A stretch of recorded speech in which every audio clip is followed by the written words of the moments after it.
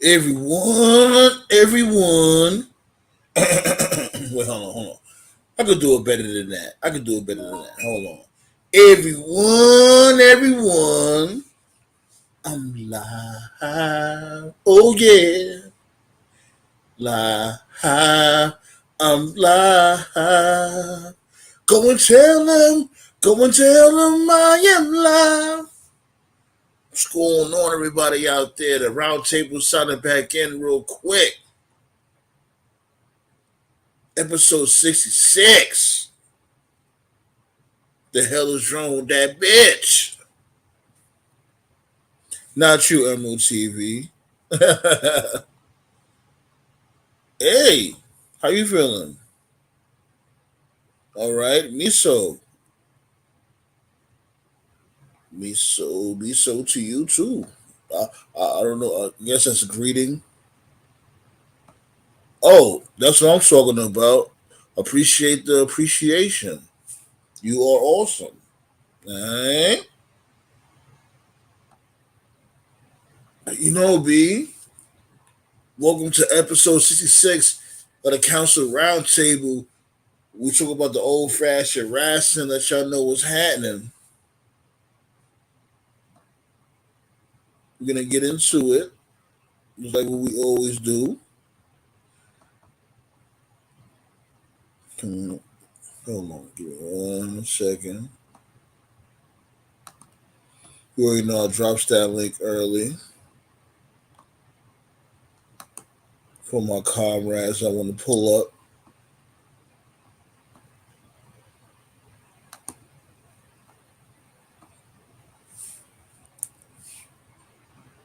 Put it right there.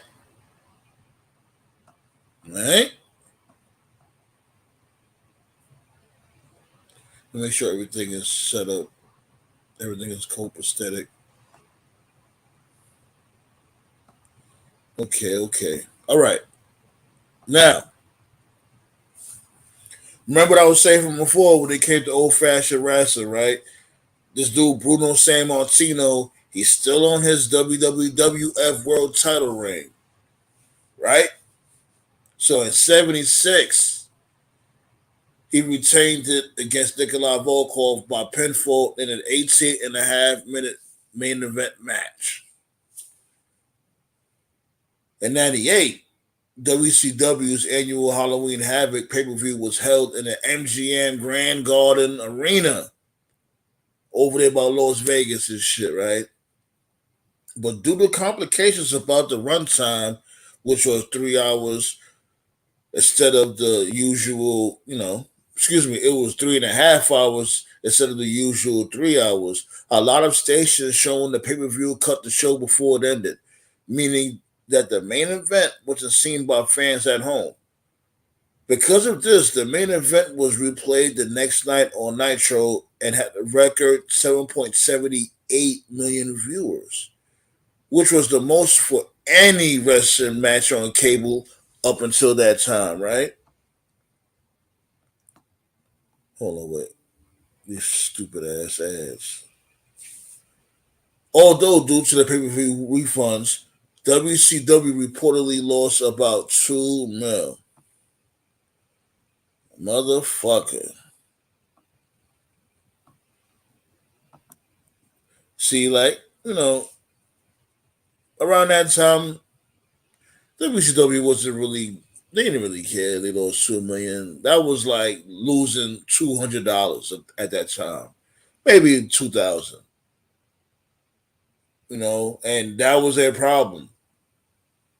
They threw away so much motherfucking money. And that's why they ended up just being abandoned. Then getting bought by the highest bidder. And the bid wasn't even that fucking high.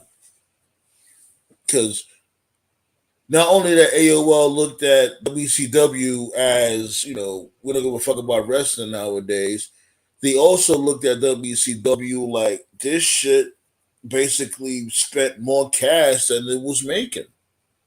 Because trust and believe, if WCW was making more cash than it wasted, That shit would have never happened. AOL would have definitely continued on with the WCW brand. But that's neither here nor there, though, right? They're gone, and it's fucked up, but it is what it is.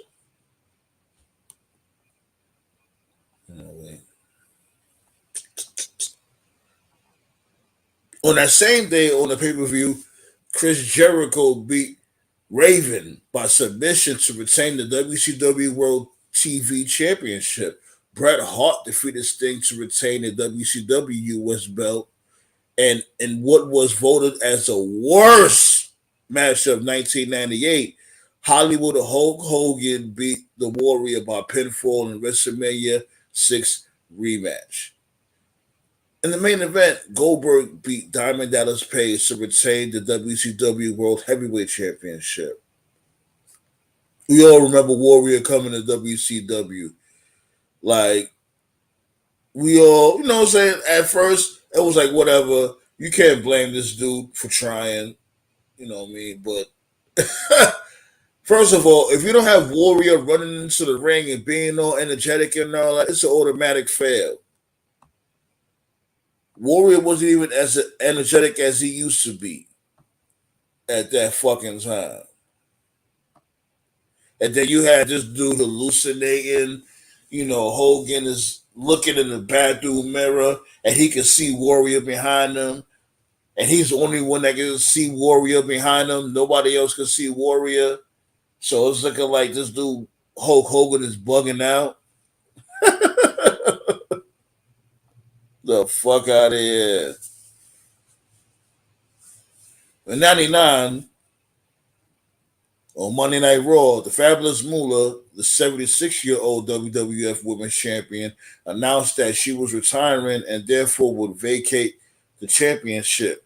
However, Ivory decided to invoke her rematch clause and would beat Moolah in just 24 seconds to officially win the WWF Women's title. Also on 99 on WCW Monday Nitro in Phoenix, Arizona, Bret the Hitman Hart defeated Bill Goldberg to win the WCW US Championship. The World Tag Championships also changed hands as the Filthy Animals, which was Billy Kidman and Conan, beat the Harlem Heat.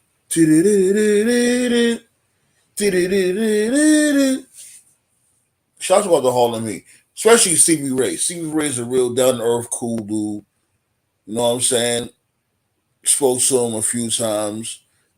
And, you know, hopefully I bring him on the show and we could definitely have another interview if he's interested, you know. He's very knowledgeable when it comes to the wrestling. And let's see what happens in the near future. In 2003, Stephanie McMahon and Triple H were married. Okay. And you know the rest is history when it came to that.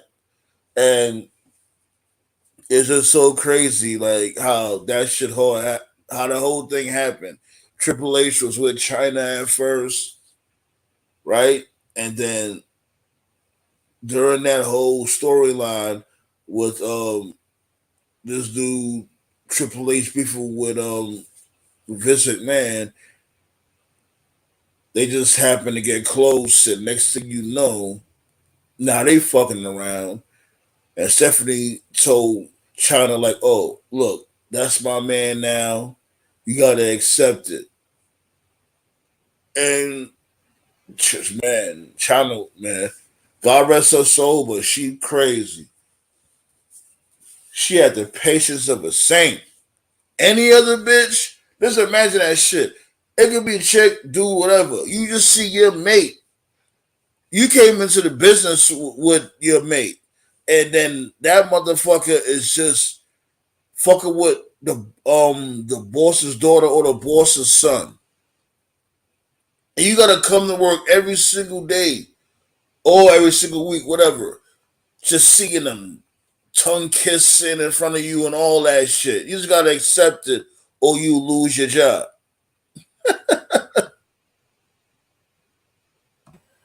Fellas,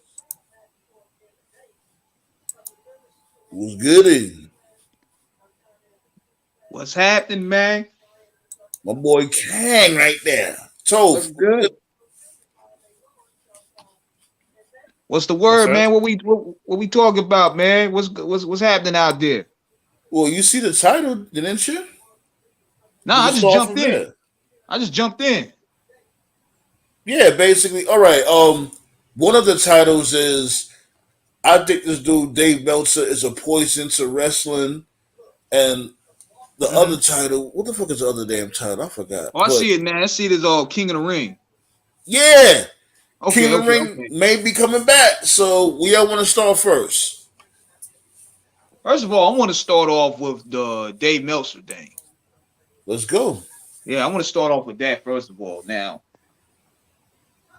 journalism, because I'm a journalist, Yeah. and my thing is, well, the problem with how he does it is now it seems like as if he's now basically an AEW payoff guy now. Like he basically they buttering his bread, so to speak. A journalist got Right. to be neutral within what they're covering. Like we had journalists back then, they covered both sides of all three sides of the business because we had WWF, WCW, ECW, so on, so on. And you had guys that's worked on the hotline, they covered the stories. You don't try to, what I'm saying, be biased.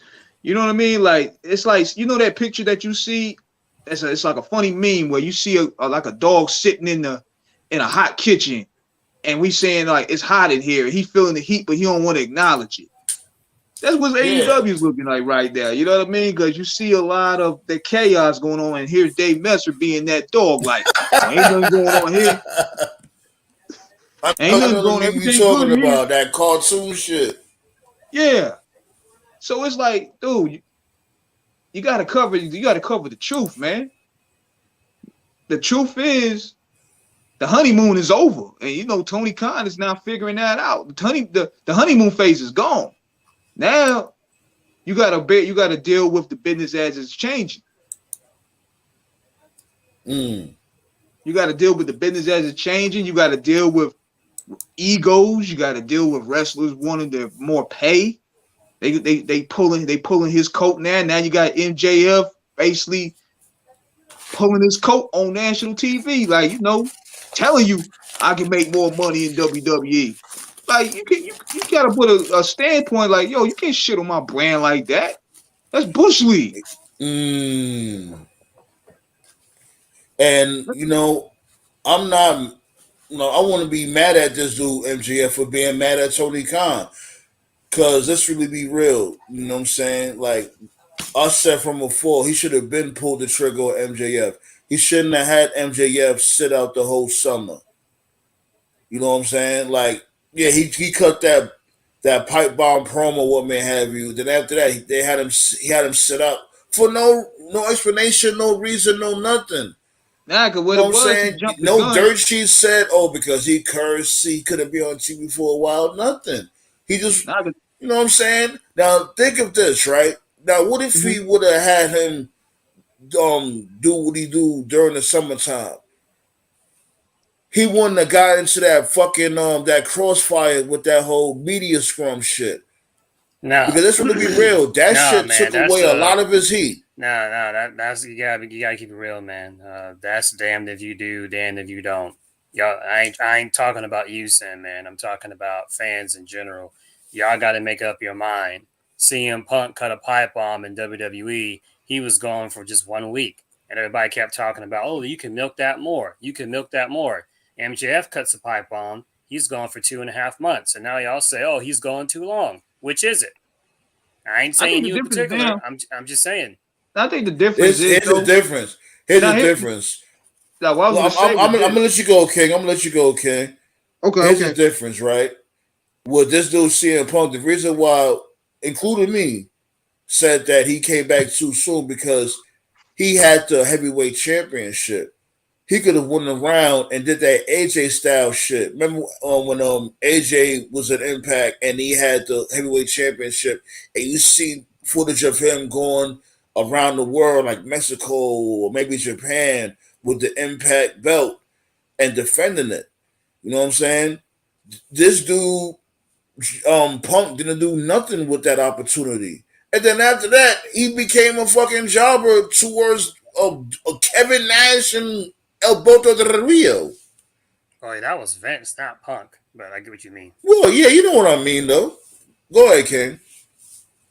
Yeah, I think what happened was, I think Khan got a little bit cocky, and he was figuring, oh, we got this Forbidden Door shit going. I'm bringing all these big God. stars going on. That's another thing that hurt the company. That Forbidden Door shit was a big waste of fucking time. But go ahead. And they were like, and he was like, oh, I got all these guys. Oh, I mean, even though he lost Cody, he figured, oh, I got Ring of Honor. I can bring all these guys in. It's all good. That's like where this whole thing really started. That's how this whole thing really started. That was like one of the most successful pay-per-views of the year. How was that a waste of time, bro? It was successful. You know why? I would say this because remember they still got to appeal to the masses, right? Am I right? What are you talking about? Who from Japan got over in America in that pay-per-view? Everybody did. Fucking Clark Connors got a standing ovation. Nobody even knew who the fuck he was, and by the time it was over, the whole crowd was into him. Come on, everybody knew about Okada before Forbidden Door. I didn't say Okada. I was talking about Clark Carter's, the random young. Oh, you said Clark. Oh, I think you said I'm not talking about a Japanese wrestler. I don't know who Clark Carter is. Dude, Will Ospreay's stock has gone up like tenfold. This time last year, Will Ospreay been popular though. He been popular though, my dude. You know that. Yeah, not in the mainstream though. Not in the mainstream. Yes, he was. No. A lot of fans didn't know who he was. Yo, come on, King. When's the first time you heard of Will Ospreay, King? Now, Will Ospreay was not popping like that in North America. No, he was not. Hardcores knew who he was, but like the average casual person, I didn't really know him. See? I didn't really know him, honestly. I mean, I heard of his name. Right. Because I heard of his name, but I haven't really seen him work. The most exposure Will ever got to the mainstream was when Seth Rollins did that stupid tweet in 2019. That's what I really heard from him. Because right, exactly. Okay. Right. Yeah. It was the condescending tweet when Seth said WWE's the best company. This was like right when AEW, right? Yeah, I remember that. Yeah. Right. And then I think he said, I'm the best wrestler. We have the best high flyer in the world, and reference to Ricochet. And then Will Ospreay was like, I'm right here. And then Seth was like, we already have a better version of you. And it blew up on Twitter. And then Will Ospreay, from that point on, he he won like the J Cup. He won like the IWGP title. He won the New Japan Cup. Meanwhile, Ricochet's in fucking catering. So that didn't age very well. But guess what? Guess what, Toph? Guess what? He not Japanese, though. Doesn't matter. Most of the what you mean? Doesn't matter? Of course it matters. Bro, half the talents in New Japan are not Japanese anymore. Like, it's been that way for quite some time, which is another story. I mean, if you want to go into that, we can go into that. But, I mean. Yeah, I know you got your Jay Whites. You know what I'm saying? Like, Okada, everybody. Come on, we all know about Okada and shit. Okada. You know what I'm saying? The point that I'm just trying to make, right? Yeah, I know they made a lot of bread off of this shit because they got the diehards. The thing I'm saying is that they were supposed to, at least make a new Japanese star because wasn't that all about getting NJPW guys over, the Forbidden Door pay-per-view? Wasn't it all about getting them over? Yeah, they got over. I don't know what you're talking about. You're acting like somebody. But that's what I'm saying. Like, okay, so what other Japanese wrestler can you name that got over other than Okada? Which he been over? I don't know what you're talking about, bro. The whole point of the show was just simply to do a show for wrestling fans. Why are you making it so complicated? It was a successful show. It made a lot of money. Fans liked it. Isn't the point of having pay-per-views making new stars? Right? I mean, am I bugging here? There was no new people to make. Everybody on the card was already established. I think all depends. Half the people were hurt, Yeah, that's what really was the wake-up call because those injuries. Then your champion gets hurt. Then Bryan gets hurt. Then what's his name? The fights happen. All this stuff started happening. So this is now the honeymoon phase is over and Khan got to readjust. But what I was saying is like, yo, you hiring these guys like Big Show, Mark Henry, those be the enforcers in the back. Yeah, I agree. I do agree because it's like, why the fuck you got these dudes commentating? Like, Big Show's a terrible commentator. You should have him like the muscle when it comes to the locker room to keep shit in order because not only he has the the size, the aura, what may have you, but he also has the brains of the business. He's been in the business all basically half his life, so he could try to lead these motherfuckers in the right path, or like a William Regal. You know what I'm saying? Motherfuckers like that. Yeah, because you're dealing with a business like that. You're gonna have egos. Of So that's where course, you yeah. got the OGs in there. They should straighten that out. Even let them fight. Let them fight, then patch it. That's what Vince be doing. Like Right. I if this is agree. what I this one thing, definitely agree yeah, with that because sometimes, especially when it comes to what they're doing, it's a high testosterone type of atmosphere when it comes to that. You know what I'm saying? Motherfuckers gonna really want to let off some steam. Have them just go in the motherfucking a locker room or whatever. Everybody leave the locker room, and then let these dudes shoot the fade for a good 2 minutes. A lot of people might feel better after that shit. exactly, exactly. Let them shoot the fake. But see, the way he handled it, it's kind of like extreme. Like if these guys are drawing money for you, you still bring them back at the end of the day. Let them handle what they handle in the back, and then shake hands, get your ass out there and work. That's how it gotta be. You think Vince McMahon would suspend Steve Austin and Jeff Jarrett if Steve Austin stumped Jeff Jarrett out in the locker room doing his peak? No. Let them fight. Because it's all about growing Uh, pains. That's what I was saying from no, before. no. Vince would have suspended him. Yeah, suspend him. Not which, Austin. no, whichever Vince though. You got to No, he remember, would have. like nowadays Vince, yeah, he would have suspended them. Yeah, Um, nowadays, yeah. I mean, mid Matt Hardy nineties told the. Vince, mid I nineties mean, Vince, they would have fought it out. Mal Hardy told the story. When him and Edge got in their beef, Vince told him straight up, like, if y'all fight for real, you're both fired. We're talking 2005, 2006 Vince. He wasn't out of his mind at that time. I So don't know, that because was that's a different type of beef. This dude basically well, beef stole is his beef. girl. Like that could Well, have no, been deadly. well, I'm just telling you what Mal Hardy said in his podcast. He said that Vince Yeah. pulled Now him I in his remember. I face. remember. I remember. I Yeah. Yeah, remember. I'm just So saying that's a different. There's levels when it comes to beefing. Like that right there, somebody could have probably got killed. That's the difference with that one. We thought somebody was gonna catch a body that day, but Vince had to let him know, Cause man, that's my Edge and company. Lita, they mad grimy for that shit. I This know time passed and time heals all wounds. They good now, which is good. They both went on to be happy with different people and what may have you. They got families and everybody's healthy and happy. But at that time, man, yeah. But going back to what we were saying about with Dave Meltzer and everything, like you can't do hmm your audience this justice like that, where you being biased on one side. You got to cover the good, bad, and ugly. and it's more than that with Dave Meltzer. This dude will be on some shit like, oh, I got a big scoop on this particular wrestler. This wrestler might show up, but at the same time, he just may not. he's always And then people are like, oh my God, Meltzer just dropped a bombshell. He said this wrestler might show up, he's but he always might been not. biased. He's Look at always that been tweet. biased. Like Yeah, look at I'm the not a tweet he star posted. guy. The tweet said, oh, this wrestler's watching Raw right now. Oh, he's watching Raw right now. That means he might show up.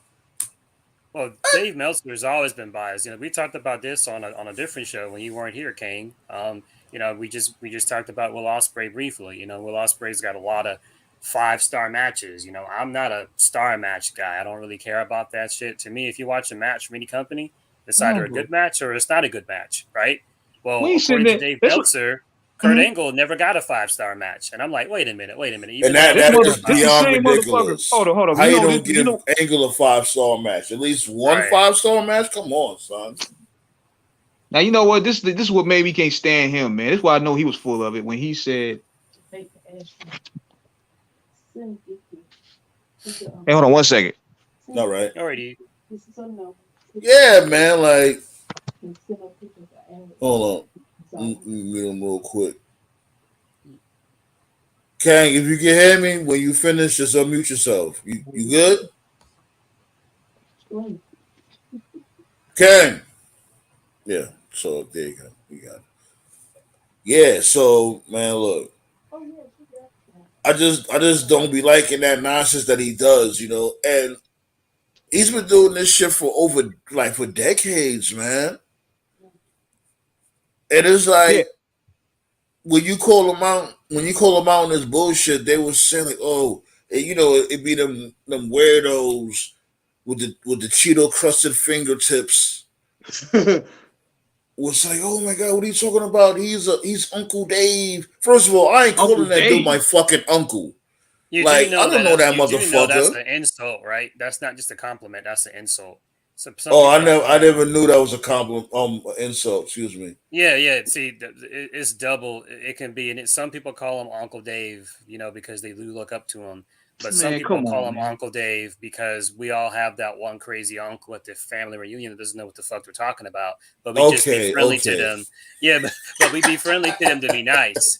Like I'll tell you this one. This is one example. I forgot when this was.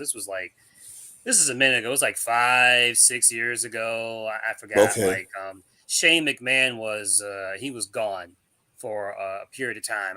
I don't remember exactly when this was. It was like 2017, 2018 or something. Yeah. Shane hadn't been on TV for a while, and there was all these rumors and speculation that he had heat or whatever. And like Meltzer was reporting on it. And guess what actually happened to Shane? What happened to him was he just fucking got called to jury duty. And you know how jury duty is. And so, Oh man. he got called to jury duty, and so once they revealed that Shane was in jury duty, Meltzer never said he was wrong. He just kind of like didn't say anything, and so people started calling him Uncle Dave because it's like, man, this is a crazy uncle. You don't know what the fuck you're talking about. So the Uncle Dave thing isn't necessarily a compliment; it can be an insult too. It's like, has he ever been spot on with any predictions? No, no dirt sheet person has ever really been. This is how I say about dirt sheets, man. Most dirt sheet journalists, they're just educated wrestling fans like ourselves that just make a guess, and if they're right, it makes them look more credible. And if they're wrong, they Hmm. just say the plans change bullshit. There are some Well, folks some of out them would there. just be lurking in airports. Right, yeah, right. There are some folks out there who really do have like sources, but it is what it is. Got you. Yeah, but what I was gonna say was this is the same Dave Meltzer that said that what's his name? Damn, Kenny Omega. Kenny Omega. Yeah. I had a brain freeze for a minute. Kenny Omega was a bigger draw than Sting. And what, Sting Japan? who? And I'm What was talking the about, con- which Sting are you talking about? You talking about a Right, Stingray? right. I mean, You talking what about was the context of the statement? Did he mean a bigger draw in Japan, or does he mean in Right. general? Like, you got to be clear with this one. Right, because if he means a yeah. bigger draw in Japan, then that's not an untrue statement. But in general, of course not. He ain't did though. Yeah, I broke up a little bit, Kang. What you said? I was saying he ain't no mega match did what Sting and Muta did though. I'll tell you what, though, Kenny and Hangman moved more tickets than Punk did. Irony. Oh, speaking of Hangman, I heard of the update that this new Hangman is okay. That's You good. know what I'm saying? That's good. Shouts go out to Hangman. Like I said, always made fun of him from before, but I'm not no monster. I don't want him to get seriously hurt, so I'm glad he's doing better, and that's it. Matter of Just don't fact, be maybe a bum next time.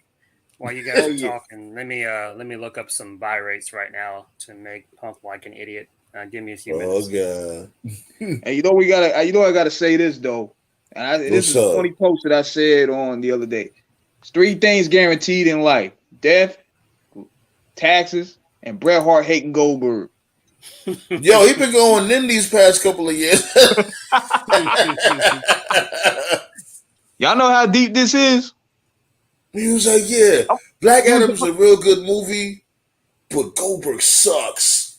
Like, what the fuck? Brett's the type of guy like this. He'll say some stuff like, "Yeah, I was watching the Olympics in 2008 when I seen Kobe Bryant knock over Paul Gasol. Kobe's a very competitive athlete, but see the difference between Kobe is Kobe hit Paul Gasol in the chest. He didn't hit me in the head like Bill Goldberg."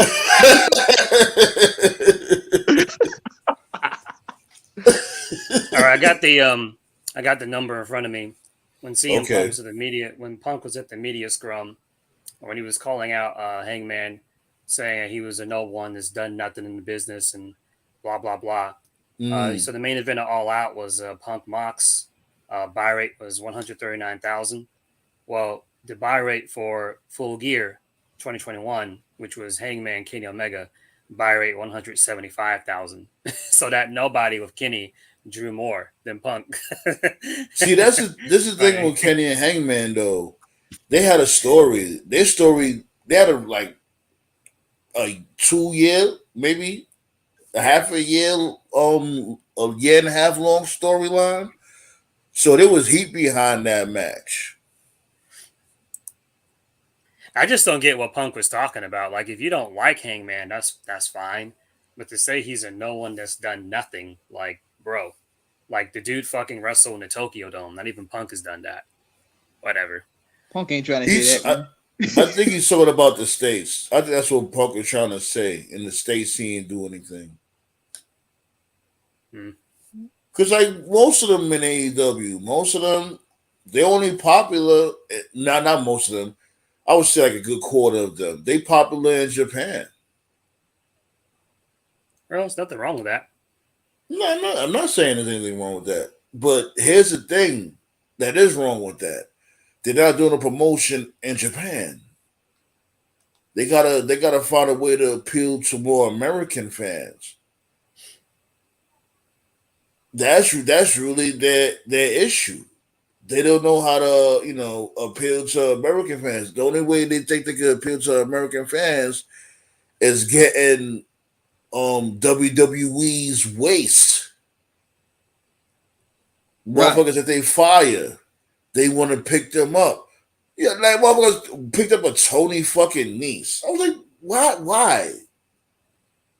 Like, what the fuck Well, is it? you need guys like that, dude. Every company needs a guy like that. You need someone credible to take the losses for somebody. Everybody's got to have a job guy. Now, But even you don't need is to he have even doing five. that though? Yeah, he loses all the time on Rampage. Oh yeah, He I just forgot. He lost the did other it. He week. did it to Kevin Gates. That's right. Right. Every Fuck company out has guys like that. here. Tommy Dreamer, Disco Fucking Kevin Inferno. Gates looked like Kareem Abdul-Jabbar compared to Tony Nese. Well, every company's got a job guy. Ain't nothing wrong with being a job guy. No, I feel you though. Yeah. And I you think we need know, more job guys. Honestly, I think we need more job guys because job yeah, guys, I agree. they're the They ones got that to get the draw main some heat eventers though. over. What's that, King? Yeah, so the job guys got to be able to look appealable and draw heat because they be doing that in the WWE when they be bringing them up to Omos, and Omos just beat these guys in 3 seconds. Like they got to look Yeah. somewhat believable. Like the Brooklyn Brawler, he was somewhat believable. Barry Yeah. Horowitz, Shit. Remember the Brooklyn Brawler actually pinned Triple H. exactly. These guys here don't even look like they built to be wrestlers. Like you see how Omos beat these guys in 10 seconds. Mm. Word, like one of them dudes looked like my old landlord. They used to fall asleep in the toilet. Don't even look legitimately tough. Mm-mm-mm. Like at Speaking least of looking go ahead. tough, what about this dude Baron Corbin with his wardrobe? Like he's trying his best to find the right wardrobe that fits his new character. I've already talked Man, they about ship Baron that ship Corbin. done sailed, man. Like from Yeah. before, he was looking like a villain from Kick Ass. Now I've he talked looking about like Baron. motherfucking Kona Crush when he was a Uh, villain with I've that talked damn. about Baron Corbin several times, man. Baron Corbin is just a modern day Matt Morgan from TNA. I've told the story several times. I remember like back Damn. when I was a hardcore TNA guy. Like I remember a lot of WWE. Yo, you might have hit the bullseye with that one. He Yeah, yeah, is someone like he really in a way, yeah. Because yeah. both of them had so much promise. You would think like, yeah, this is gonna be the next It was the champion. same. This It was the same thing with Matt Morgan. When I was a TNA fan back then, a lot of WWE hardcores that could not stand TNA and didn't like it and thought it was trash, they loved Matt Morgan and they were like, "Man, TNA used to push Matt Morgan," and he TNA just did. had that he just had that look. Right, but that's all it was. It was just a good look. He could never really get it all together in the ring. You know, they put They him in the gave main this event guy mafia. Kurt Angle. Right, right. He just got a Kurt Yeah, Angle win. wasn't he down with the main event mafia for like a short period of time? Yeah. They did this. Will he or won't he join the main event mafia? And he was never really like a member. He was like more like an honorary member, kind of like Sami Zayn is for the Bloodline. Yeah, They even put Hogan with him. Like Hogan legitimately, he went to like his beach house in California and got the robe he got from Thunder Lips and Rocky 3, like this real actual robe, and he gave. Oh it yeah, to that was the same robe he used to come. That was his Right. entrance. Right. That was They really. tried to Oh, I push didn't know that. That was Thunder Lips robe that he came out to the entrance. that was a Okay. real actual Thunder Lips robe. Yeah, TNA they tried several times with Morgan. Like, yeah, he had a good look. He was athletic, but like he just didn't have it. He was just a mid card guy, you know. And it was like if he was just a few inches smaller, you wouldn't even know who he fucking was. And like Baron Corbin's the same thing. It's like every other year they change his character, whether he's the lone wolf or whether he's the Applebee's server or you know Baron Bum Corbin or whatever the fuck they do. Like, Baron just Call doesn't. Bum. Right. And another reason Corbin and Matt Morgan are similar is they both had really cool finishing moves. Matt Morgan had the elevator, you know, the little clothesline. It was a vertical suplex into like a Uranagi. It was a really cool move. And then Corbin Yeah, I has remember that. Yeah, the elevator. I remember that. right. And Corbin has the end of days, you know. So two similar guys. Like the dude just doesn't have it. He's just a mid card guy. And WWE, they keep trying. pushing him and pushing him. There's nothing wrong with being I don't understand that. Like, yo, why don't you just give it up? Like, right. Just give it up with this dude. And I don't want to see nobody lose their job, but if you suck at your job, I don't know. Yeah, there's nothing wrong with being a mid card guy, you know. I mean, most people end up in the mid card, but yeah. Shit. But yeah, man, the King of the Ring, man. Like, if they was to come back with the King of the Ring, or right off the bat, who y'all think will be the new king? Who you think will win that tournament? It gotta be somebody that needs a big push. You know who I think will be pretty good? Who? Ali. Ali? Nah. I understand because you're going for the whole underdog shit, but nah. Yo, happy RC 2.4 was goody. TWP popcorn was goody. Hey, if you want to really troll it, let me tell you, if they really want to get some heat, give it to Dominic. Ooh, King Dominic. That will draw some heat. Speaking of him,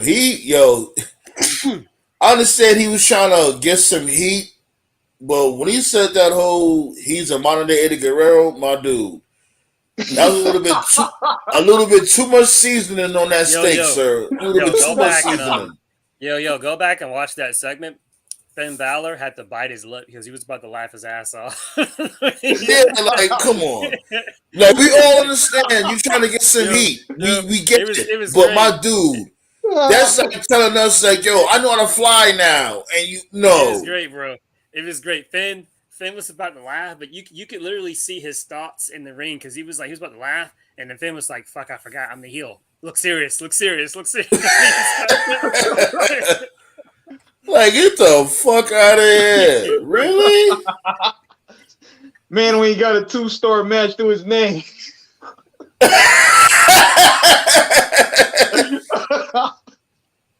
Well, wait, hold on. Wait. Him against Seth Rollins actually was I would say that was a 2-star match. The first match she had was against Seth Rollins. I would say that was a 2-star match. No, but I get it though. The hope I know, is that by yeah. Mania, Like for him to that say, "Motherfucker," he's a modern day. Come on, yeah, like the hope is that we hope put down the by Modelo. Mania Leave next the year. Modelo alone.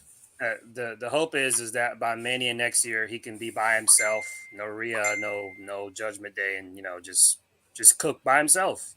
So hopefully he can get there. And speaking of Judgment Day as a whole, as y'all see, they trying to book this bitch, motherfucking why I keep forgetting this bitch name? Rhea Ripley, like the new China or something like that. She out there slamming niggas and all that.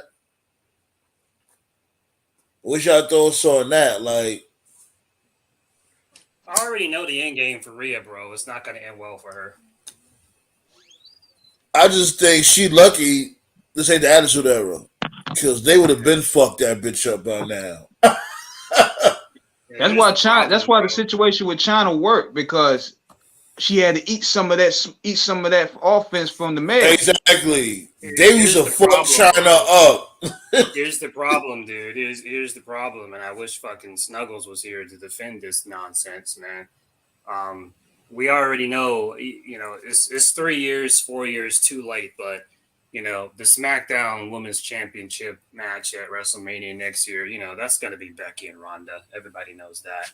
But what about the Raw Women's Championship? The reality is this, bro. The only chick on Raw that's benefiting, whose stock is going up, is Rhea. Bianca. So what? So whether Rhea is winning the Rumble and challenging for the title, or whether she somehow wins the belt and goes into Mania as champion, the bottom line is Rhea should be in the championship match at WrestleMania, but we know how it's going to fucking go, because God forbid you have a fucking WrestleMania title match without Charlotte fucking Flair. Well, so so Charlotte's probably going to fucking somehow shoehorn her way into it. So I'm calling it now. You heard it here first, okay? Not from Meltzer, not from Sean Ross Sapp. You heard it from me. You heard it from Toph. I guarantee you the Raw title match at Mania will be Bianca Belair versus Rhea Ripley versus Charlotte Flair versus Bayley in a fatal 4-way. Because that's how WWE is, where they want to get everybody on the fucking card.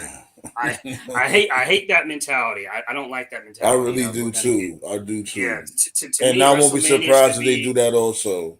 Right. To me, WrestleMania should be, you get the best good guy versus the best bad guy, and they fight it out for whatever title is available. Now you can do a 3-way or a 4-way if the story calls for it, if the fans are into it. But I hate we're just going to put everybody in the fucking match to give everybody a payday. That's just a fucking consolation prize. It's a participation trophy. I hate it. But I guarantee you that's going to be the match at Mania. You heard it here first. Fatal 4-way. Bayley, Bianca, Rhea Ripley, Charlotte. Remember this. Remember I wouldn't be surprised. I wouldn't on be surprised. October 25th. Right. Yeah. I will not be surprised.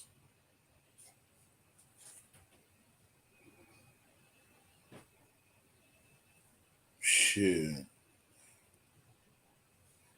Okay, so speaking of the bitches in WWE, Nikki Cross is back. Oh boy. And you know what I like? She doesn't look like how she used to look at NXT with that grungy look or whatever. It's like she upgraded her wardrobe, I guess you could say. She looks real different now. I'm definitely digging it. You know who she reminds me of? And I don't know if they're going there with it, but did you ever see A Long Kiss Goodnight? Yeah, with Samuel Jackson, right? Right, and Gina Davis. Yeah, she's giving me that Charlie Baltimore vibe. I could be wrong, but it'll be awesome if they have Nikki Cross like on some Charlie Baltimore type shit. This dude said Charlie. I haven't heard that name since 2002. Yeah, you thinking of the rapper? That's where she got it from. That's where Charlie Baltimore. She got it from Gina Davis. The name of the movie is called A Long Kiss Goodnight. Okay, I'll check that out. It's a real fun. It's a real fun, good movie. You know what I'm saying? But I think that's where they go with it, and that'll be refreshing because not every chick gotta be Harley Quinn when they turn into a heel. Like, cut the Harley Quinn shit out. Real Let's get By it the fuck. over with. way, speaking of Charlie Baltimore, since anything's better than talking about that boring ass Raw last night, I missed the days when Ja Rule music videos, like the newest music video was a sequel. Like it was like a continual story. You know, like each Ja Rule video had like a continuation of what the previous story was. I missed that in music videos. No one does that anymore. Shit, I do Yeah, yeah, you know what I think it is? This is where AEW still got the edge on Raw to me is presentation. Now, when it comes to video yeah, packaging, none of them is beating WWE bar none because they yeah, know how to and sell the hell that's out of a fight. But when right, it and that's comes why I to say when watching it it, comes to that's like Kevin Dunn's specialty. That's why I said never Mhm. get rid of Kevin Dunn because how we be making the video packages and hyping up certain events. Yeah, yeah, but he's a master at that. yeah. But the problem is though, is just like he said, when you watching Raw, you still don't feel you don't still don't see that energetic from the crowd, the energy from the crowd. Whereas with AEW, it's like sometimes the shows Right. ain't the best, but the crowd energy make up for it. Those hardcore crowds that used to go to like the NXT shows, used to go to the takeovers, the post Mania Raws. Like I can't tell you the last time I saw a crowd like that for any WWE show. They've all migrated to AEW. And I'll tell you one other thing that AEW does, and to Tony Khan's credit, they've been doing this since day one. They have not stopped. Every week at the end of Dynamite before they go to whatever the main event is, they plug whatever the matches are next week. So you know exactly what you're getting. And they plug like Yeah, 3, 4 matches. Whereas with WWE, even with Triple H in charge, very rarely do they do that. Most weeks they'll tell you like maybe 1, 2 matches at most. So it's like the day of, well, right? hold on. Let's really be fair. Remember, this dude Triple H was sick recently. From before he Oh, was oh yeah. Well, announcing. I'm not putting that on Triple H. That's just a WWE thing in general. They rarely ever put cards together. Like most Mondays or most Fridays. Like if it's like okay, for instance, right, SmackDown's this Friday and it's live. Most Fridays, go on Twitter, go on WWE website. They'll have like maybe one match advertised because the way that WWE does, they do the whole "we'll make it up as we go" kind of thing. And it's like, well, Yeah, that's a good way to do it. But sometimes if you advertise like a full card, then you get people talking. You know what I right. mean? And that's something that AEW does do 10 times better. You know exactly what you're getting every week. They're not going to tell you every match on AEW, but they're going to tell you like at least 3 to 4 matches. You know Yeah, give exactly you what you're like an getting into. appetizer. Yeah. Right, right. But You like know, King believe it said, or not, this dude Vince was actually doing that sometimes also during the Attitude Era. A lot of people never wanted to say that shit. But Vince used to book on the fly during the Attitude Era too. mm-hmm, Mm-hmm. But see, you also had guys that weren't afraid to tell them about if his shit don't stink. Like you had Stone Cold in The Rock and um even I A, say even to his a credit, lot of Shawn Michaels motherfuckers, telling him yeah. what's up. You had Briscoe, you had Pat Patty, you had a lot Patty of Pat. motherfuckers that this dude Vince could filter through. Like, let's really be here's my real. Like thing, I bro. told motherfuckers, Vince is not the genius that everybody thought he was. He's a Vince, capitalist. yeah, like Vince has had a lot of motherfuckers that had ideas. Oh, he took ideas from other people outside the company.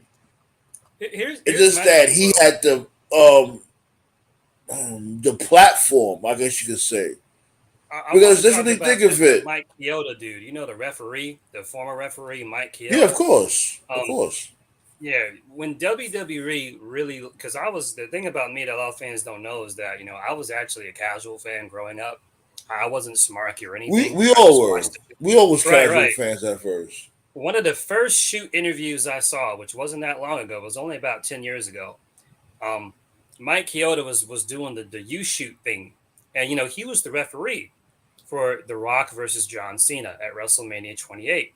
And I think the question that somebody asked him was, what's some of the most famous matches he ref, or what was the most, what was like his favorite match or whatever. And somewhere along the way, he mentioned The Rock versus John Cena, because he was the ref for that match at WrestleMania 28. And Mike Right. Chioda, he said something that I was in disbelief when he said this. I was like, there's no way, he's got to be lying. According to Mike Chioda, the day of WrestleMania 28, the day of, there was not a finish for Rock and Cena. And I was like, wait a minute. You guys fucking advertised this match a year in advance. The day after WrestleMania 27, the Raw after Mania, Rock challenged Cena to a match at WrestleMania. So y'all were building this match for a whole year. And it was the biggest match that WWE ever did. It was bigger than Hogan Andre. It was bigger than Hogan Warrior. It was bigger than Austin Rock. It was the biggest payday that WWE ever done. It was like, wait a minute, this is Rock's first one-on-one singles match in like 7-8 years.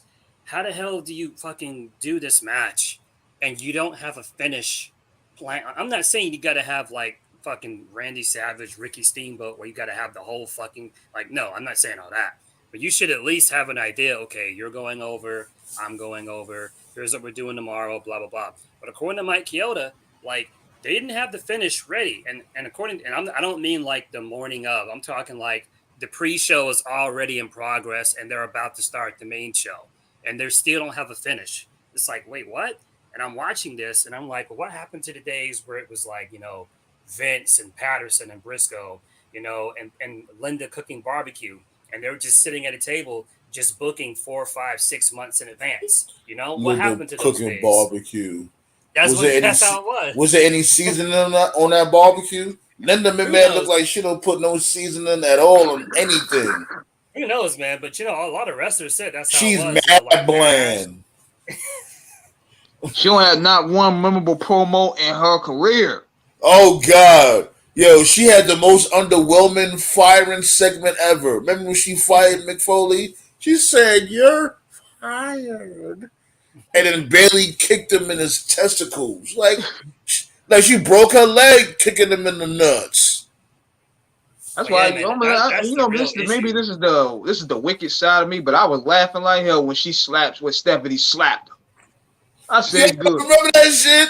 Oh my God, my baby! I can't believe she smacked me. Ooh. But Oh yeah, man, fuck God, that bitch looked like that's Peter the real issue. Jennings.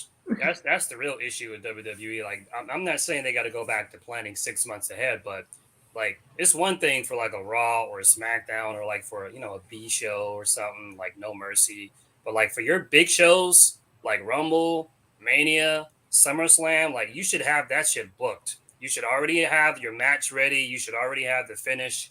Like, Agreed, definitely, at yeah. what point did WWE just start saying, you know what, let's just fucking book it the day of? Like, I don't know if y'all noticed about CM Punk, Money in the Bank, right? 2011, where he beat John Cena. Did you guys know that the finish for Punk Cena was literally written 2 hours into the fucking pay per view? Vince always shoot Two himself hours. in the foot like that. He always And not booking only himself in the that, corner. he resigned, but the dirt sheets didn't catch that. But before that match even took place, CM Punk already resigned because remember they had the whole storyline going that you know when 12 o'clock hit, CM Punk was gonna officially be a free agent, but he already resigned. Right. And it's And like you that's how I always said booking like himself they in the should corner. have. That's what I said. AJ Styles he did that. He did that storyline better in that particular part of his story when he left Impact with the belt. Like you see them go and have a match in Mexico or whatever. Yeah, really milk it. CM Punk didn't do a damn thing with the belt. He left, came right back the following week. Mind you, shitted on this dude Rey Mysterio so-called title run. This dude Rey Mysterio held the belt for what, a half hour? Yep. Like the fuck. And then the shit didn't lead to nothing. To the point where they was trying to get Kevin Nash over. What the fuck are we doing here? throwing anything on the wall, holding a stick. I remember Oh, everything, fuck. bro. I remember everything. This was the order. Cena beat R-Truth. Punk beat Cena. And then Punk, quotations, left WWE. Then Punk, quotations, came back the next week. But they held a tournament, and Mysterio and Miz were in the finals. Raheem was good. Mysterio beat Miz. But then Cena beat him like 1 hour later. Like the most heelish dick move he ever did. Then Punk's like, no, I'm here. Then they did Punk and Cena at SummerSlam. And then Kevin Nash came out wearing the same shirt he wore at Great American Bash 96. And I'm dead serious, he did. Damn. And then he gave Punk the power bomb. Then Del Dipshit cashed in. And then he became the WWE champion. And then the very next pay-per-view, see, nobody remembers this shit. Very next pay-per-view, not a champion, Cena buried him and beat Del Dipshit in like fucking 10 minutes. And then that same show, Triple H beat Punk. Then the show after that was Hell in a Cell. I think it was Cena, Punk, Del Dipshit. Del Dipshit won the belt back. I forgot who he pinned. Then the pay-per-view after that was Survivor Series. That's where Punk beat Del Dipshit. And that's where the 34-day reign. Yeah, that shit was terrible. Right. I think his title reign was terrible. CM Punk. Hell yeah. Man, look. Even when he had that, was that 434 title reign, the days that he had, he was a glorified mid-card heavyweight champion. Because they were too busy trying to get motherfucking John Cena and John Laurinaitis over in the main event. Remember, that's when this dude Cena was beefing with Lord Tensai and shit in the main event. Yeah, that problem. The problem was Punk was champ. Punk was champ during the period when the end game was Rock Cena. Period. That's why I've said that 2012 and 2013 were two of the worst years in WWE history to be a mid-card guy, because it didn't matter what you did during that time. The end game was Cena Rock, and Vince had made up his mind on that. So if you look at 2012, 2013, those 2 years, you have like the most untapped potential mid-card guys in any other era in WWE. You had Ryback, you had Wade Barrett, you had Cody Rhodes, you had Damian Sandow, you had Del Dipshit. There were so many, and don't forget R-Truth too. There were so many promising acts that could have been bigger, but it didn't matter. It didn't matter how over any of them got, because Rock Cena was the end game. And then when Brock Lesnar came back, that just made it even worse. So. Plus, they made the Miz look like a whole chump when they brought The Rock in. So he was basically the Shawn Michaels to Tyson and Austin. You know what I mean? Yeah, pretty much. He was the side. She was the side guy. Well, remember, he did get hurt at WrestleMania. Remember when the Miz, he caught that concussion. When he was fighting this dude John Cena, he had caught that concussion. I forgot what did he spare John Cena or something like that? I was at that show. They did a clothesline over the guardrail. Yeah. Landed on his head. Yeah. Miz got fucked up bad, and he had to slow down. Shit. Oh yeah, I saw what that was happening with Raw yesterday. JBL told Johnny Gargano, if this was the Attitude Era, you be carrying my bags. I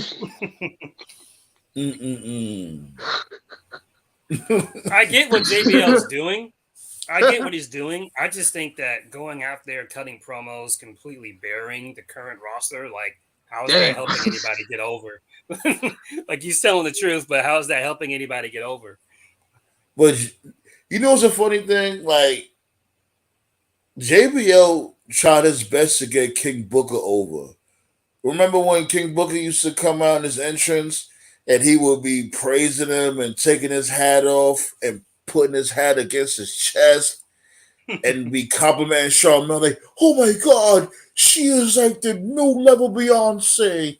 She is just a chocolatey, sexy slut. All types of shit.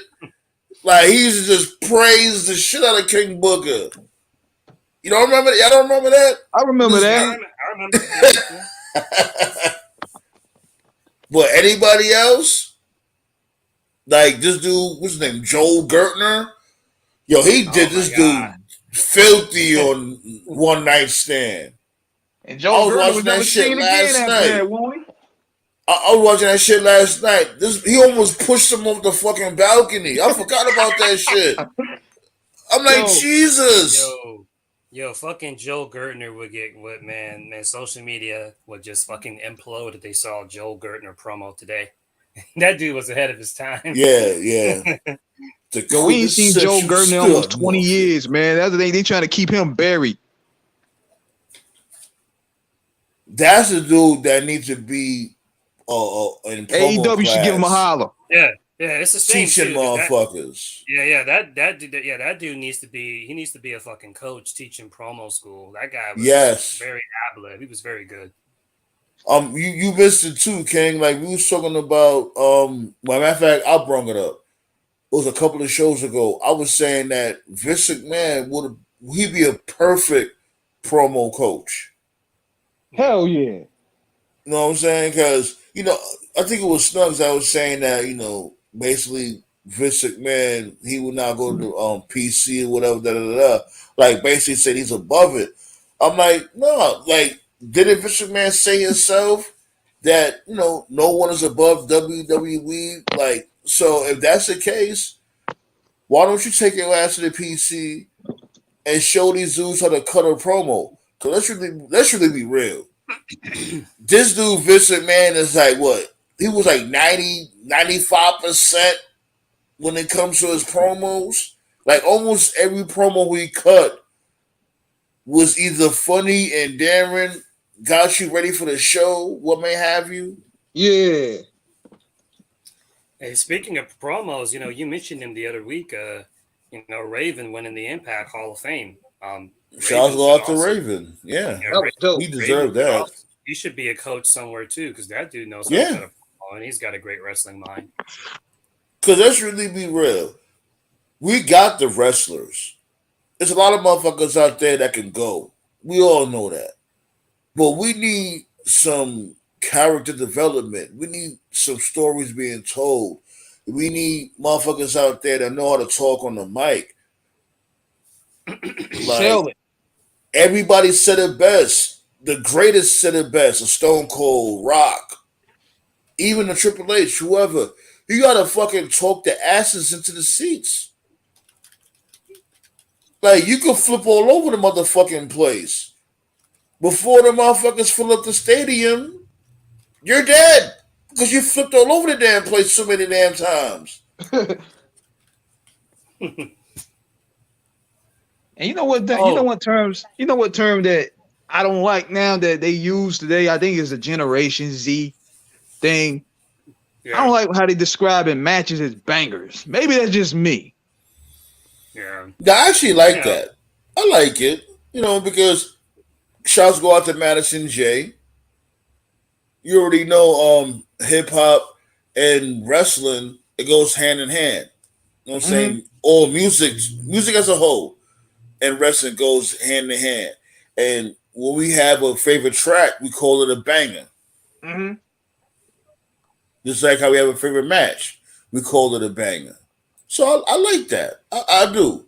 But what makes a great album, aka a card to a pay-per-view, is when you have something to fill in the track list, like an interlude, an intro, what may have you.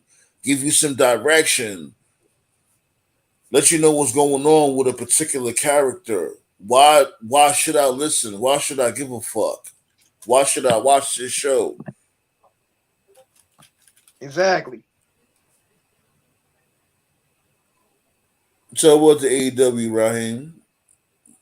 He probably rewinded it.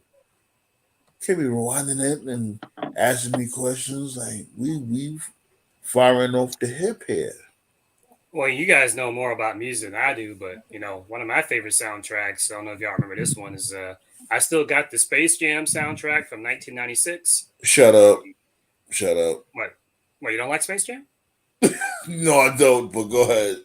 But you just said Space Jam, I don't know, like that's a That's the first thing you thought of was Space Jam. But go ahead. Yeah, because it's a great soundtrack. It's one of the greatest soundtracks I've ever heard. But And for me, I one of believe the I can fly's on there, right? yeah, Yeah, yeah, yeah, yeah. I they got got the I the bet I, I Monstars bet joint he up wish he there. could fly. I bet he wish he could fly out that damn cage. yeah, it had Seal on there, Coolio, Quad City was on there, D'Angelo, Monica, a bunch of people are on there. For me, a good album is if I can listen to Even the had whole Bugs Bunny rapping up there. album. I remember this one track that was on there. High hit him high, hit him high, hit him high. Yep, yep. You hit him low, hit him low, hit him low. I remember that one. That's the best one up there. Yep. And you know the joint with Jay-Z and Change Your Faces, that was pretty cool as well. It was a pretty solid soundtrack. Yeah, It was yeah, it pretty was. It solid. was. Very good, very good. Remember when WWE used to do their own custom soundtrack? Yeah, I'm about to. Yeah, was the aggressive shit? Yeah, yeah, Yeah. yeah. Tell you.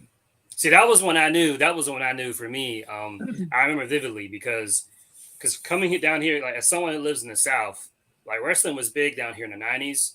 But then when Hell WCW yeah. died, when WCW died, like wrestling fell off here. Because I remember when I was in high school, I would still watch WWE, and like nobody really talked about it anymore. It just died here. And then when I remember it getting popular again was when John Cena, when he dropped the prototype shit, and when he was the doctor of thugonomics, and when he first released his song, "My Time Is Now." I remember one time they played it on BET 106 in Park, and I was Yeah, like, it okay. is. When I saw Cena on BET, I was like, yeah, the shit's picking up again. Valid. That was like 05, 06, I think, when they did it. So Yo, his album was tough. I don't care what nobody say. yeah, Cena was spitting some it shit. yeah, his songs never was number one on 106, but it would be like, number 4, number 5. Like, it was It respectable charted. numbers. It don't even matter. It charted. Mm-hmm. I remember when this dude Macho Man was on 106 in Park. Yo, this dude, he spit a freestyle. I was done. I'm like, yo, oh man, I'm mad I can't play this shit right now because YouTube fucking sucks. I wish I could play this shit right now so bad. This dude really spit a freestyle. Talking shit about Hulk Hogan.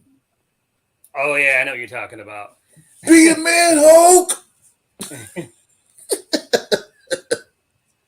Oh, man. Back to your topic, though. I was on social media earlier, and I saw some fans, they were saying that they want some fans on social media were saying they want the OG King of the Ring tournament back. To those that don't know, the OG King of the Ring tournament is when they did the whole thing in one day and one show. Yeah, it's gave Now, his bro, own pay-per-view.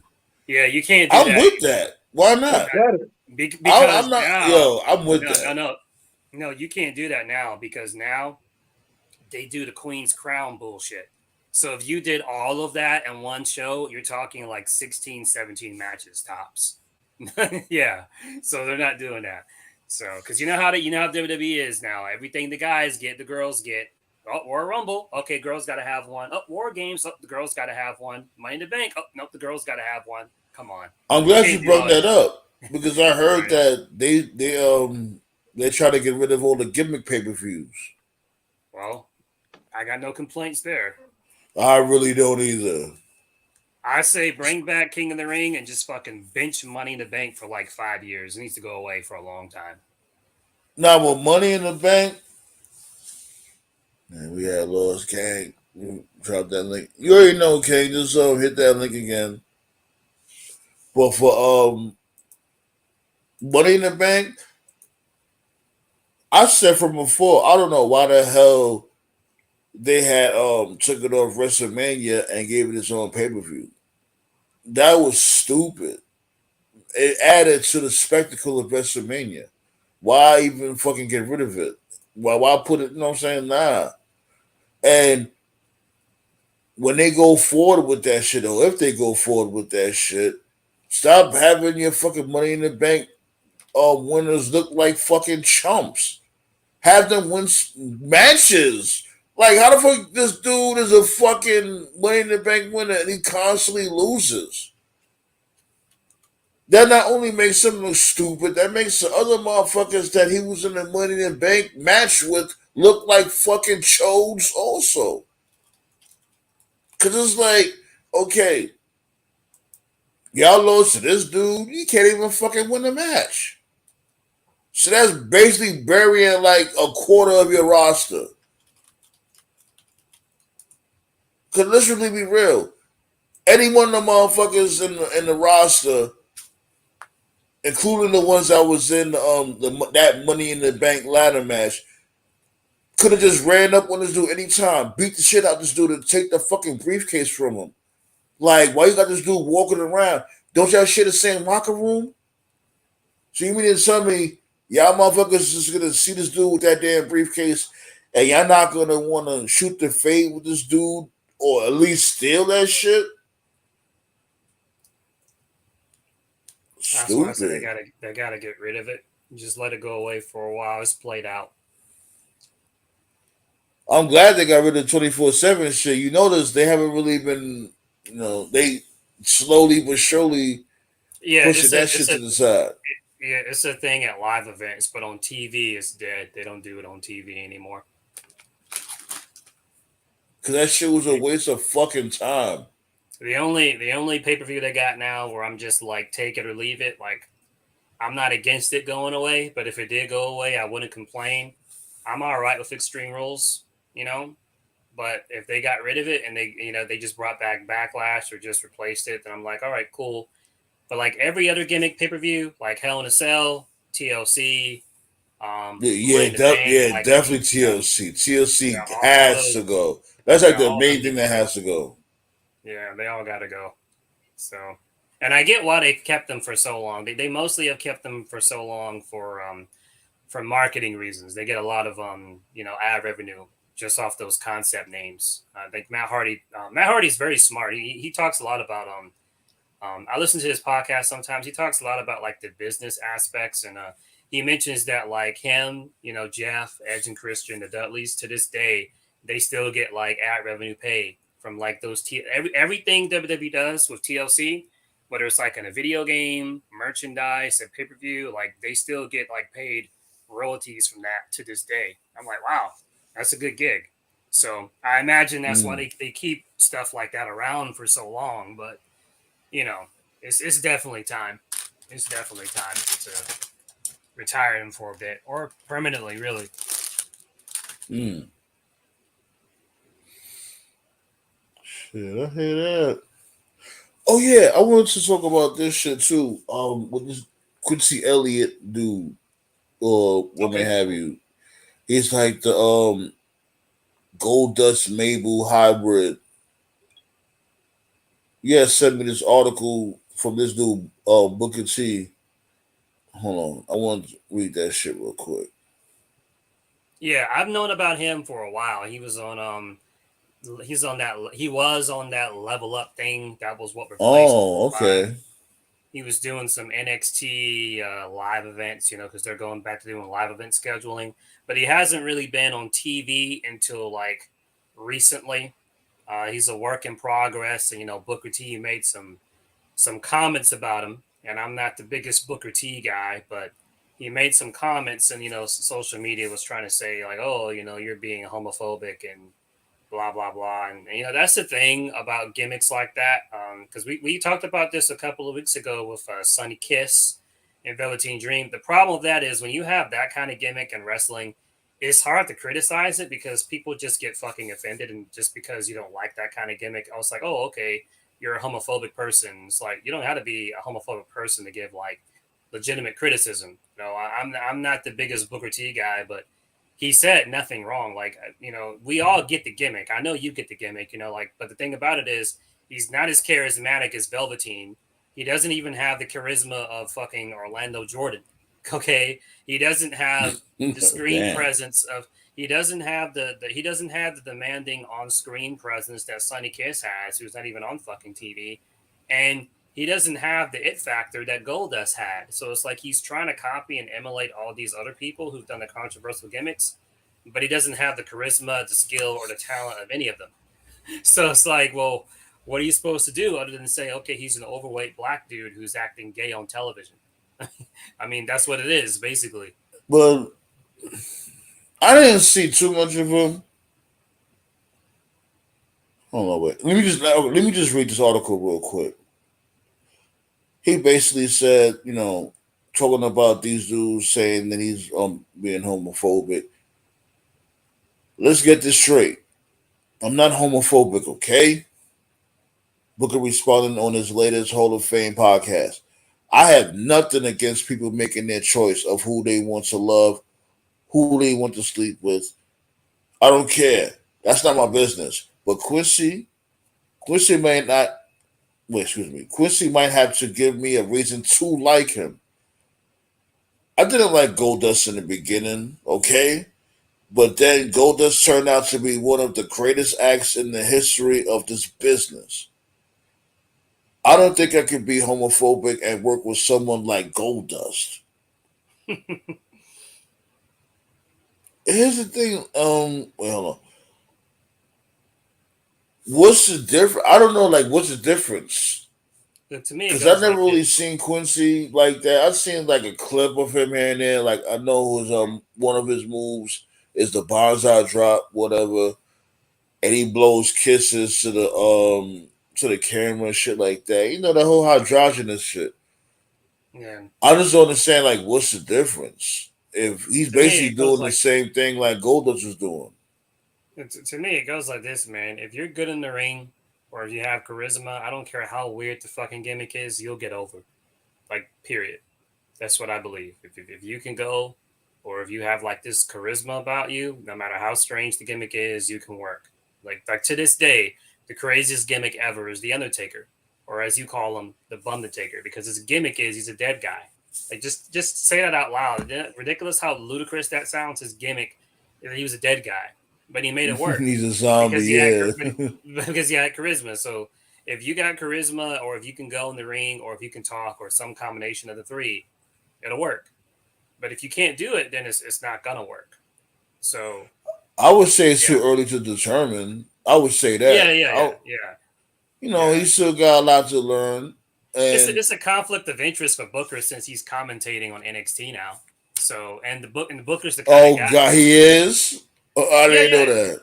yeah, yeah. He's on. Yeah. So the only problem is it's a conflict of interest because he's the kind of dude that's just gonna say how he feels. Because Booker has other stuff. He's got his podcast. He's got his own promotion that he runs too. Yeah, So reality of wrestling. Yeah, right, I right, know right, about that. right. So Booker's not one of those dudes that's just gonna just go in and just do whatever they tell him to do. Like because sometimes it's like you get brought in WWE and it's like, oh, okay, well, what a great opportunity. Like Booker's one of those guys, like he can do whatever he wants. Oh So please.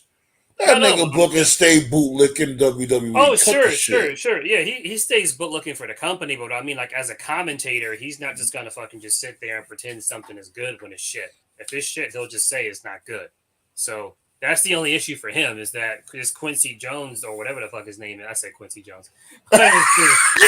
Yeah, he might as well be Quincy Jones. Like we heard stories about him. Quincy right, Elliott. right. Quincy Elliott. That's a weird name. You don't really hear anybody named Quincy anymore these days. You know why? Because Quincy's like they got to be like 50 years old with a name like Quincy. It's like he never was a child with that name. Shit, but anyways, about to get up out of here. Before we get up out of here, you heard about Lana being on Surreal Life? I guess they brought back Surreal Life and Lana's on there. Oh, you mean CJ? Yeah, Yeah, yeah. Oh, that's cool. yeah. Shit. Oh, my lady was telling me about that shit. I think I might check it out. She said it's been decent so far. They got a few motherfuckers on there. But yeah, man, shouts go out to Lana. She's still finding work outside WWE. I posted the clip earlier today on our private group. So any listeners out there, go to YouTube and check out Top 10 Wrestling, and he got a video he just posted out Oh called yeah, yeah. Talk to me and about that. I didn't get to watch it. I'll be watching them too. Top 10 wrestling. It was yeah, something it's a short about clip. TNA, right? Yeah, it's a short clip. It's only 9 minutes, 17 seconds, and uh, top 10 wrestling just did a short video just talking about how Impact has fallen off, which is of course it has. But when he means Impact has fallen off, he doesn't mean just comparing it to 10 years ago or 15 years ago. He just means like Impact from like even 2, 3 years ago had like more star power than it did now, like compared to how it is now. Like 2, 3 years ago, Impact had like, even though she's a bitch and a racist, Impact had like Tessa Blanchard, Michael Elgin, Joey Ryan. I know, problematic people. But you also had like Pentagon, you had Phoenix, you had Johnny Impact, you had, you had a combination of people, but then you look at Impact now, and it's like Bobby Fish, Bully Ray. Yo, Like, you said yeah. it's when you said his name first. You got Bobby Fish, Bully Ray, and like Josh Alexander. Like he's a good dude, but like by himself, man, like he needs Yeah, something to work with. he's just not a star. He's not. Yeah, And I like the Walker Weapon.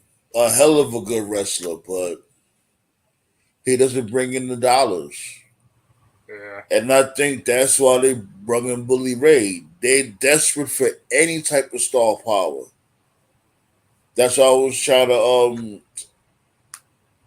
tell this other dude. I forgot his name. The Oh sad yeah, part King is Mike. that It's this dude the named sad. King Mike on YouTube. I was trying to explain it Mm, to him because he was saying that he don't know why they would bring back Bully Ray. I'm like, well, because they're trying their best to get their champion over. all right. Because they don't have anybody. They gotta give him some type of life. the, Anything. the, the sad part is they actually have a very good women's division. Their X division's popping. Their tag division's popping.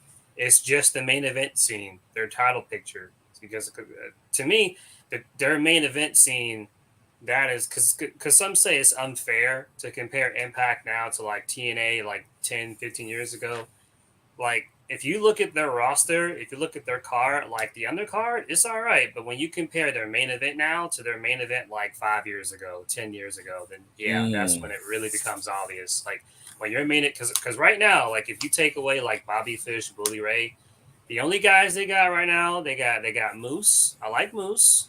They got Yeah, I Sammy like him. Callahan. They got Sammy Callahan. They got Josh Alexander. They got Eddie Edwards. And it's like, listen, those are fine guys, like they're good wrestlers, but like, Yeah. okay, take the names I just said, okay, like Moose, Josh Alexander, Eddie Edwards, great wrestlers, but Sammy compare those to Callahan. Sammy Callahan, like great wrestlers, but compare those wrestlers to like Bobby Roode, James Storm, AJ Styles, Samoa Joe, Kurt Angle, Bobby Lashley, Drew Galloway, EC3. It just hits different. Like it's not even close. Like Right.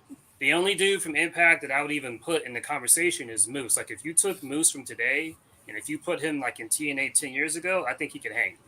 I think Moose could hang with like Angle in his prime or Perk Angle. I think Moose could hang with Perk. I think Moose could have a great matches with AJ. Alexander, he can go, but like you said, he's not a star. He just doesn't have that it factor. He just doesn't. No, you Um, don't. yeah, Sammy Callahan, he's like Moxley. He's more of a hardcore dude. And Eddie Edwards again, good wrestler, but just not a star. They don't have the main event scene doesn't have that star power. And even though she was a racist, problematic bitch, Tessa Blanchard was a draw for them, for Impact standards, not by mainstream standards. When she was wrestling men, people were tuning in to watch. I wasn't, but Yeah, they were. because they knew that she was going to be the first ever female heavyweight champion. They knew where they was going with her, and Sammy Callahan helped her grow. Mhm. I think the last time I watched that Impact show was that Bound for Glory where John Morrison fought Aries and then Aries no sold it. Yeah, just, and just fucking walked. That was the last Impact that was a bitch ass move. show. Like he just and walked off and just stuck up his middle fingers to this dude, Nitro. Like, really? Like, you a fucking bitch ass nigga for that shit. And that's why a lot of people don't want to work with that guy. Do you remember the last Impact show you watched from beginning to end, like the whole thing? Oh man. It's been a You don't minute. remember, do you? Yo, I'm Yeah, not gonna lie, I think one of the last times is when I was actually there. When they came to the Manhattan Center. You know what I'm saying? I had a real good time. Me and my lady, we went over there. But this is when they had the good roster. This is when they had, right. Lashley was the champion. And he had this right before they started the beatdown clan. You had Bobby Roode there. You had the Hardy Boys there. Because You this would have had been, oh, so this was like 2014, 2015. I think this is like right before they got booted off of Spike. Then they were on Destination America, I think. yeah, it was around that time. And Yeah, it was a great time. Me and my lady, we had a real great time. I think that's that's really around. when, I think that's probably the last time. right. Rob, maybe the one of yeah. I think it's the last time I watched Yeah, Impact that, from that was beginning really to end. that was really when they that was really when they died. People always ask me because I was a hardcore, like I was super into TNA, and I Me remember too. exactly that happened. Me Like too. that happened the same year I finished when I finally graduated from college. I remember AJ, he because he left because I think that the story was they gave AJ a pay cut, and AJ was I forgot Yeah, he wasn't exactly trying how to hear bad. that. Right. He wasn't trying to hear that, and then he left, and he was in Ring of Honor, and then New Japan just picked him up, and like I think he beat Tanahashi in like his first match and became the IWGP champion, and the Bullet Club blew up, and then Yep. that was when I started really seeing like, we didn't know what it was, we didn't know what it was at the time, but that was when you could feel like a shift, and I guess what you could consider alternative wrestling because it was like I started seeing Ring of Honor blow up, Lucha Underground took off, that was new, NXT was taking off, It was a and then like wrestling boom. right. And it was like every alternative except Impact was blowing up. And it's like nobody cared about TNA. That would have been like 2015, 2016, and then it was like they were never the same after AJ. AJ was the heart and soul of that fucking company. And Yeah, if you want to sell your kidney to keep a guy, that's the guy to do it. When like AJ Dixie left, like letting that motherfucker go. It's funny that Dixie let AJ go, but begged Hogan. The fucking morality. the sins of Dixie still The cost fuck? TNA to this day. You begged this dude Hogan, but you let AJ go. Like, oh well, shit. And we all know at the end of the day, that dude AJ left, and he became a star in WWE. He became more of a household name when he went to WWE, Yep. and I'm happy for him. He knew his worth. He was like, "Get the fuck out of here!" Like, I built TNA, and you just gonna give me a pay cut? Nah, Yeah, you AJ. bugging. Yeah, to any younger fans out there, it cannot be overstated how big of a loss that was. AJ leaving TNA that back then, that would be like Sting leaving WCW in like '96. Right. That would be like The Undertaker leaving WWF in like '95, '96. He was the fucking heart and soul of that fucking company. Shit. They were never the That would same be after like if that. Hogan. That'd be like if Hogan left before King of the Ring. What that been like if Hogan left in the '80s. Yeah. If Hogan left WWF in the '80s, WWF would have been in trouble. What I remember like tuning in to one of their shows, and I think like the only OG that was left was Abyss when they were doing the whole Decay thing, which I like Decay. It was Mm-hmm. Rosemary, Crazy Steve, Oh Abyss. I yeah, like the whole Decay, but then even Abyss left. I think he's an agent for WWE now. Yeah, he yeah, is he for is. WWE. Yeah. Yeah, I think like every even oh boy, even fuck, what's his name? The interviewer guy. You know, he was there for years. Like I can see his face. The interviewer dude, JB. Don Yeah, West. JB. Hmm? Who? JB. You know JB, the white dude, the interviewer guy. Oh, Borash. Yeah, Borash. Yeah, Jamie Borash. Yeah, even Borash is gone. You know, he even he's Yeah, gone. he's in WWE also.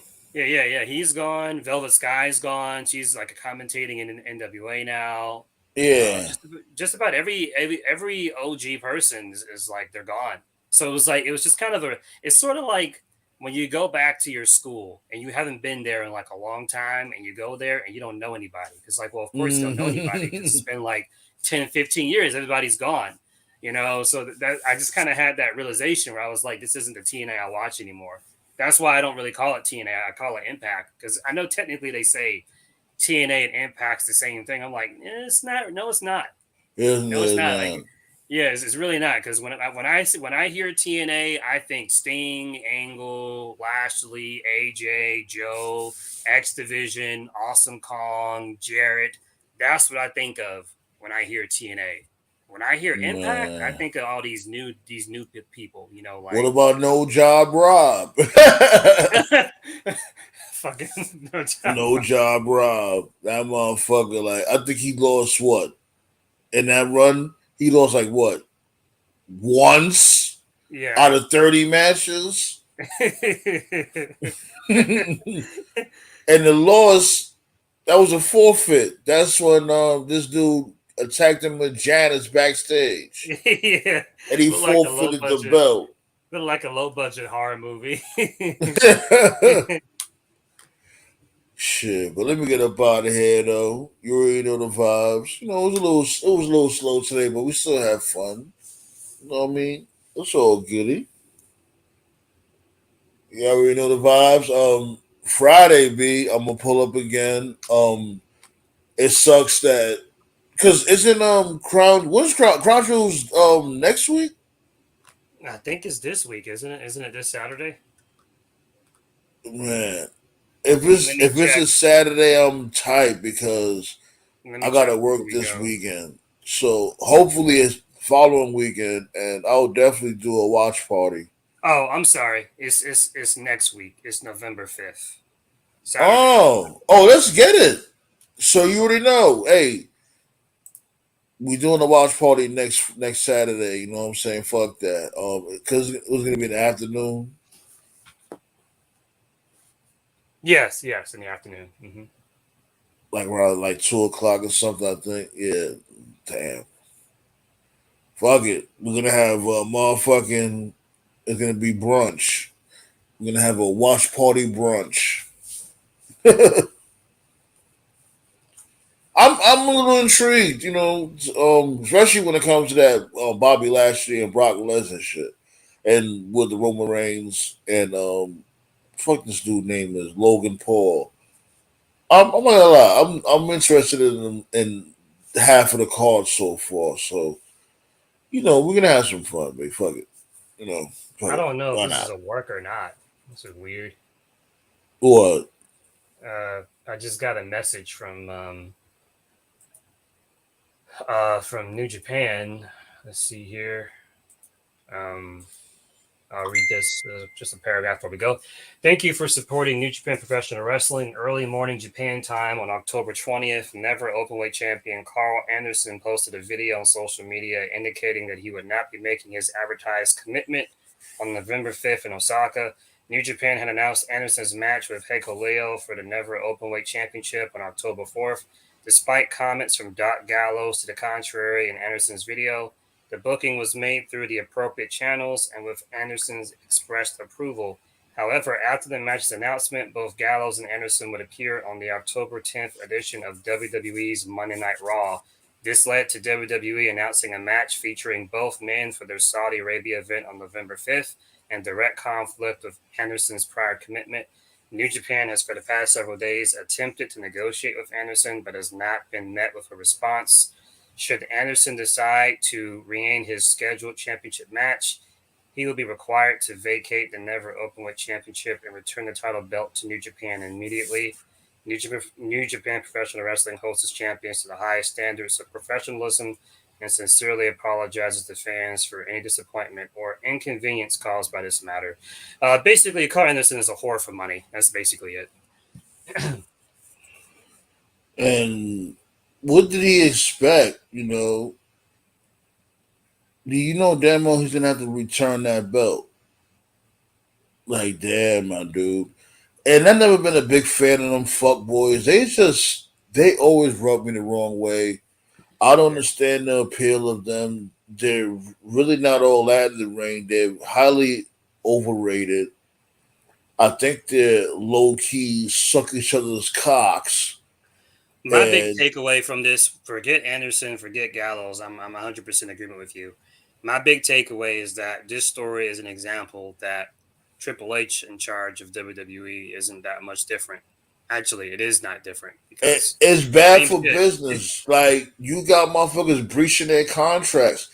So it's like, did you really tell Bobby Fish to be a fucking plant to go in AEW and infiltrate to try to bring these dudes back? Because remember with that whole text message that this dude had, Bobby Fish had sent Triple H, supposedly saying that, he wasn't able to get Cole and O'Reilly, but he could still work in WWE. That'd be some bullshit if Triple H is on that type of time. That this war's not that serious. Yeah, people were You always out there saying having motherfuckers breach their contracts and shit. It's that like, was, come on now. this is one of the things. This is one of the things that a lot of fans don't get this. I feel like the more time goes by, it gets kind of swept under the rug. One of the biggest appeals to AEW for the wrestlers is that TK lets wrestlers do other bookings, and they'll work out a schedule where it's not conflicting. And for the longest time, we all knew Vince wasn't about that life, so fans were hoping, well, maybe with Triple H in charge, maybe he'll let wrestlers work elsewhere. But as we can see here, nope, same thing, same thing. So Well, it's not up to Triple H right here. Like, it's up to these dudes from NJPW. You know what I mean? Because that's their champion. You know what I'm saying? And they made the right call by saying like he has to return that belt immediately. And I don't give a fuck. I would still sue that dude. There should be a lawsuit because it's like, yo, you're taking. It's not like he's a regular dude on the fucking roster. This is my fucking champion, and you just took the dude, and you're gonna see like did they even have a compensation or negotiation, anything like that? I don't know if they were, because you know how wrestling is. I don't know if it was an actual deal, if it was a handshake deal, because sometimes promoters will do that. I don't know. I'm That's assuming it bad was a for business. Nah. yeah, Like, cause yeah. Triple H look crazy. If that's the case, Triple H look real crazy for that shit. Like, I don't give a fuck about, this dude can have a 5-star match, whatever, which they definitely can't. But bad business is bad business. I don't give a fuck when it comes to bad business, man. I've been through, I've dealt with a lot of bad business people in my life, and I don't respect none of them. None of them. Fuck them. Anyways, I don't know. I'm fucking hungry. I'm about to sign off, and Friday I'm gonna pull up again, B. You know the vibes. Alrighty. Peace out, motherfucker.